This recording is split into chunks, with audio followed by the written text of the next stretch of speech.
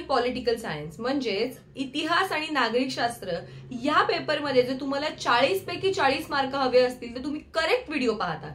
कारण आजच्या व्हिडिओमध्ये मी तुम्हाला सांगणार आहे इतिहास आणि नागरिकशास्त्र म्हणजे हिस्ट्री पॉलिटिकल सायन्सच्या पेपरचा पॅटर्न काय आहे, मार्क्स डिस्ट्रीब्युशन कसं आहे, कोणता प्रश्न करायचा, कोणत्या चॅप्टर मधले कोणते प्रश्न इम्पॉर्टंट आहे, न्यू एक्झामिनेशनचा बोर्ड फॉर्मॅट काय आहे आणि 2 सेक्शन मध्ये डिवाइड करून पूर्ण पेपर कसा सॉल्व्ह करायचा हेही सांगणार आहे. हा व्हिडिओ तुमच्यासाठी खूप इंटरेस्टिंग होणार आहे, बोर्डाच्या दृष्टिकोनातून खूप हेल्पफुल होणार आहे. तर लगेच व्हिडिओला लाईक करा, चॅनलला सबस्क्राईब करायला अजिबात विसरू नका. लगेच सबस्क्राईब करा आणि चला सुरू करूयात आपण आजचा व्हिडिओ. तर हिस्ट्रीचा जो आपला पेपर आहे तो 2 सेक्शन मध्ये मी डिवाइड केलेला आहे. 2 सेक्शन आपले आहेत. हिस्ट्रीचा पेपर जो तुम्हाला विचारला जातो 28 मार्क्स साठी आणि पॉलिटिकल सायन्स म्हणजे नागरिकशास्त्र जे तुम्हाला 12 मार्कासाठी विचारलं जातं. आता हिस्ट्रीचा पेपर आधी आपण पाहणार आहोत, मग नागरिकशास्त्र पाहणार आहोत. आणि हिस्ट्रीचा पेपर जो 28 मार्कासाठी तुम्हाला विचारला जातो त्याच्यामध्ये मी 2 पार्ट केलेले आहेत. एक पार्ट आहे इझी पार्ट, जे क्वेश्चन्स इझी असतात, सोडवायला सोपे असतात, अभ्यास करायलाही सोपे असतात, ते विचारले जातात 14 मार्कांसाठी. आणि जे क्वेश्चन थोडे हार्ड असतात, मोठी उत्तरं असतात, आन्सर इन ब्रीफ असतात, ते विचारले जातात 14 मार्क्ससाठी. एक इझी सेक्शन असणार आहे आणि एक थोडा मॉडरेट म्हणजे हार्ड सेक्शन असणार आहे 14 मार्कांसाठी. तर या 14 मार्कांचं डिस्ट्रीब्युशन कसं केलेलं आहे हे आता आपण आजच्या व्हिडिओमध्ये पाहूया. हिस्ट्रीच्या पेपरमध्ये फर्स्ट क्वेश्चन असतो चूज द करेक्ट ऑप्शन म्हणजे एमसीक्यू क्वेश्चन. आणि सेकंड क्वेश्चन असतो चूज और match the identify the wrong pairs म्हणजे चुकीच्या जोड्या तुम्हाला ओळखायच्या आहेत 3 मार्कासाठी. एमसीक्यू क्वेश्चन असतो तो असतो 3 मार्कासाठी, चुकीच्या जोड्या ओळखायचा क्वेश्चन असतो 3 मार्क्ससाठी. आता हिस्ट्रीच्या पेपरचं डिस्ट्रीब्युशन टाइम मॅनेजमेंट तुम्हाला कसं करायचं आहे, जेवढ्या मार्क्सचा क्वेश्चन आहे 3 मार्क्सचा क्वेश्चन आहे 6 मिनिट टाइम द्या, 4 मार्क्सचा क्वेश्चन आहे 8 मिनिट टाइम द्या. पुढे सगळं सांगणार आहे पण हा क्वेश्चन टोटल 6 मार्काचा आहे.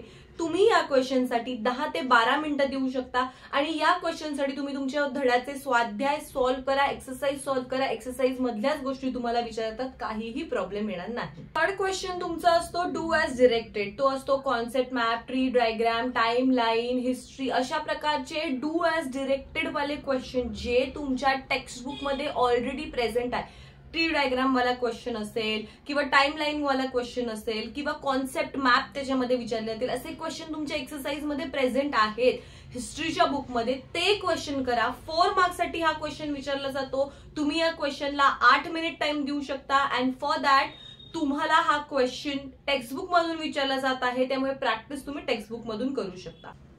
त्यानंतर तुम्हाला क्वेश्चन विचारतं क्वेश्चन नंबर 4 हा पॅसेज रिलेटेड क्वेश्चन असतो. नवीन फॉर्मॅट प्रमाणे पॅसेजचे क्वेश्चन तुम्हाला विचारले जातात. पॅसेज रिलेटेड क्वेश्चन सोपे असतात, पॅसेज वाचायचा आहे, पॅसेजच्या खाली दिलेले 2 क्वेश्चन तुम्हाला सोडवायचे आहेत, ते सोपे असतात, शॉर्ट असतात.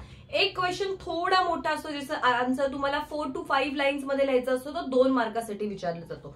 म्हणजे टोटल पॅसेजचा क्वेश्चन तुम्हाला 4 मार्क्ससाठी विचारला जातो. 4 मार्कासाठी पॅसेजचा क्वेश्चन आपल्याला विचारला जातो, त्यासाठी तुम्ही अप्रॉक्सिमेटली 8 मिनिट्स to 7 मिनिट्सचा टाइम देऊ शकता. किंवा तुम्हाला पॅसेज वाचायला वेळ लागत असेल, थोडा वेळ तुम्हाला या क्वेश्चनसाठी हवा असेल तर तुम्ही 9 मिनिट्स to 10 मिनिट्सचा टाइम पण देऊ शकता, काही प्रॉब्लेम नाही. आता आपण पाहिला इझी सेक्शन, त्याच्यामध्ये आपण पाहिलं होतं पहिलं एमसीक्यू, त्याच्यानंतर मॅच द रॉंग पेअर्स, त्याच्यानंतर डू ॲज डिरेक्टेड आणि हे 4 मार्क्सचा पॅसेज. टोटल आपले झालेले आहेत इथे 14 मार्क्स इथे झालेले आहेत. आता आपण मॉडरेटेड म्हणजे थोडा हार्ड सेक्शन असतो त्याच्याकडे जाऊया. सेक्शन नंबर 2 म्हणजे थोडा जो हार्ड असतो त्याच्यामध्ये मोठे मोठे क्वेश्चन विचारले जातात. त्यातला फर्स्ट क्वेश्चन असा आहे right a short note. Yes, right a short note हा क्वेश्चन तुम्हाला विचारला जातो 4 मार्क्ससाठी. 2 मार्क्सची शॉर्ट नोट लिहायची आहे. शॉर्ट नोट जेव्हा तुम्ही लिहिता 2 मार्काची तेव्हा तुम्ही 5 पॉईंट to 6 पॉईंट टाकू शकता. पॉईंट वाईज लिहा, पॉईंट वाईजला आन्सर लिहिलं तर तुम्हाला पैकीच्या पैकी मार्क पडणार आहेत. आणि आता खूप लोक मला हा प्रश्न विचारतात की शॉर्ट नोट नक्की कशातली विचारली जाते. तर मी प्रिव्हियस इयर क्वेश्चन पेपर्स पाहिले, खूप सारा स्टडी केल्यानंतर एक गोष्ट लक्षात आलेली आहे की 2 नंबरचं chapter, 7 number chapter and 1 number chapter, 1, 2 आणि 7 चॅप्टर मधल्या शॉर्ट नोट जास्तीत जास्त तुम्हाला विचारल्या जातात 4 मार्कासाठी. त्यामुळे हे चॅप्टर अजिबात स्किप करू नका. चॅप्टर 1, चॅप्टर 2 आणि चॅप्टर 7 मधल्या सगळ्या शॉर्ट नोट करून ठेवा. याच्यातले शॉर्ट नोट जास्त करून तुम्हाला विचारले जातात.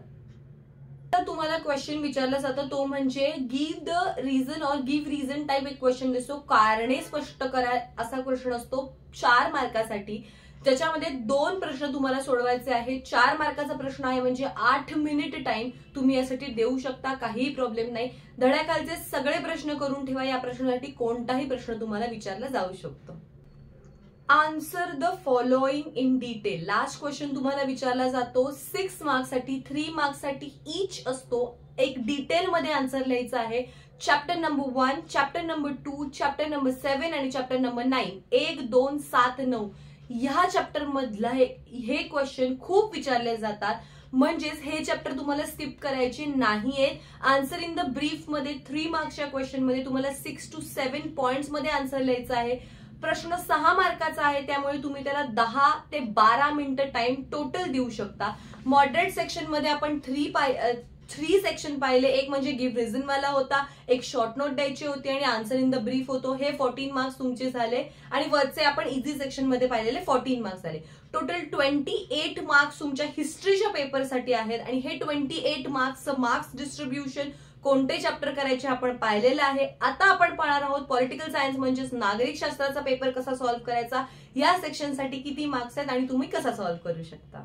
तर पॉलिटिकल सायन्स म्हणजे नागरिक शास्त्राचा फर्स्ट क्वेश्चन तुम्हाला असतो तो म्हणजे choose the correct option. MCQ जसा हिस्ट्रीमध्ये तुम्हाला विचारला गेला होता 2 मार्क्ससाठी ऑप्शन चूज करायचे आहे. त्यानंतर विचारलं जातं true or false with reason. तुम्हाला ट्रू ऑर फॉल्स हे विधान चुकीचं आहे का बरोबर आहे हेही सांगायचं आणि त्याचं रिझन सुद्धा द्यायचं आहे. त्यासाठी तुम्हाला 4 मार्क्स विचारले जातात, 2 मार्क्स ईच. आणि त्यानंतर तुम्हाला डू एज डिरेक्टेडचा क्वेश्चन विचारला जातो. त्याच्यामध्ये तुम्हाला tree diagram related questions, mind mapping related questions, थोडे जसे आपल्याला मगाशी आपण पाहिले कन्सेप्च्युअल मॅपिंग, अशा प्रकारचे क्वेश्चन विचारले जातात जे क्वेश्चन तुमच्या टेक्स्टबुक मध्ये ऑलरेडी प्रेझेंट आहे.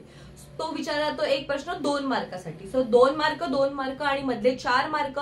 टोटल 8 मार्क्ससाठी इझी सेक्शन आहे नागरिक शास्त्राचा. 8 मार्क्ससाठी आहे म्हणजे तुम्ही याला 15 मिनिट्स टू 16 मिनिट्सचा टाइम देऊ शकता, काही प्रॉब्लेम नाही. इझी सेक्शन आरामात सॉल्व्ह होणार आहे जर तुम्ही स्वाध्याय, एक्सरसाइज आणि टेक्स्टबुक नीट सॉल्व्ह केलेला आहे, नीट पाहिलेला आहे. तर पॉलिटिकल सायन्सचा लास्ट सेक्शन बघूयात. एक्सप्लेन द फॉलोइंग कन्सेप्ट आणि आन्सर इन ब्रीफ. 2 मार्क्ससाठी ईच क्वेश्चन आहे. 2 मार्क्सचा क्वेश्चन आहे. 4 to 5 पॉइंट्स मध्ये लिहू शकता. फर्स्ट याच्यामध्ये आन्सर द फॉलोइंग मध्ये तुम्हाला फर्स्ट आणि थर्ड चॅप्टर करायचं आहे, त्यातूनच असा प्रश्न विचारले जातात. आणि आन्सर इन ब्रीफ साठी तुम्ही फर्स्ट नंबर आणि 4 नंबरचा चॅप्टर अजिबात मिस नाही करायचे, कारण यामधलेच प्रश्न तुम्हाला विचारले जातात. टोटल 4 मार्काचा प्रश्न आहे म्हणजे तुम्ही 8 मिनिट ते 10 मिनिट टाइम यासाठी घेऊ शकता, काही प्रॉब्लेम नाही. तर आपण पॉलिटिकल सायन्सचा प्रश्न पाहिला, त्याच्यामध्ये फर्स्ट सेक्शन मध्ये आपण 8 मार्क्स पाहिले आणि लास्ट सेक्शन मध्ये आपण 4 मार्क्स पाहिले. टोटल 12 मार्क्स पॉलिटिकल सायन्स साठी असतात आणि हिस्ट्रीमध्ये आपण 28 मार्क्स कव्हर करे. असा प्रकारे तुमचा 40 मार्क्सचा हिस्ट्रीचा पेपर अशा पॅटर्न मध्ये कव्हर केलेला आहे. अशा प्रकारे न्यू बोर्ड एक्झामिनेशनच्या फॉर्मॅट प्रमाणे तुमचा हिस्ट्रीचा पेपर कव्हर झालेला आहे. मी टाइम मॅनेजमेंट सांगितलं आहे, कोणते प्रश्न करायचे कोणते नाही, कोणते चॅप्टर स्किप नाही करायचे हे सुद्धा सांगितलेलं आहे. याचं एक डिटेल एक्सप्लेनेशन तुम्हाला डिस्क्रिप्शन मध्ये मिळेल, तुम्ही ते रेफर करू शकता. आणि तुम्हाला कोणताही डाऊट असेल हिस्ट्री पेपर रिलेटेड किंवा कोणत्याही सब्जेक्ट रिलेटेड कमेंट बॉक्समध्ये नक्की विचारा, मी आन्सर नक्की देणार आहे. व्हिडिओला शेअर करायला अजिबात विसरू नका, कारण तुमच्या सगळ्या फ्रेंड्सला हा व्हिडिओ खूप युजफुल होणार आहे. चॅनलला सबस्क्राईब करा. Thank you so much for watching this video and all the best for your board examination.